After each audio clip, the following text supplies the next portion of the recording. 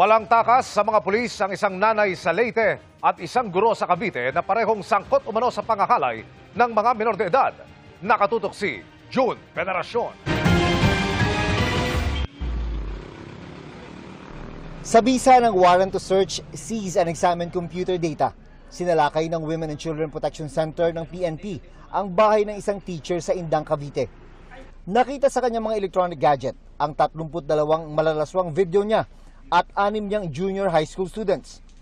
Ginagawa niya ng kahalayan sexual itong mga menor de edad na kanyang mga biktima. May mga images na si teacher tsaka si bata, parehong bata, grupo sila. Ang panghahalay nangyari umano sa bahay ng guro pagkatapos ng kanilang klase.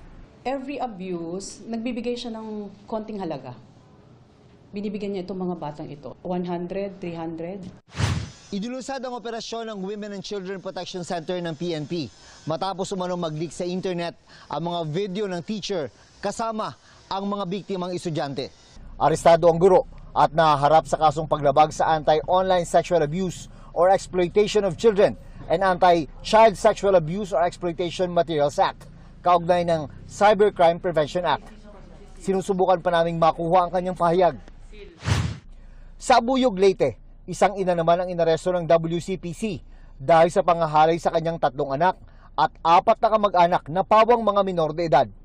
Isang Norwegian na nasa labas ng Pilipinas ang buyer umano ng mga video ng naarestong ina. Wala pa siyang pahayag sa ngayon. Walang nag-usaik na libo-libo ang hiningi. As in, lalong nakakalungkot na it ranges from a few hundreds to 1,000, 3,000, hanggang ganun lang. But the extent of the abuse talagang sobra. Para sa GMA Integrated News, June Veneracion, Nakatutok, 24 Oras.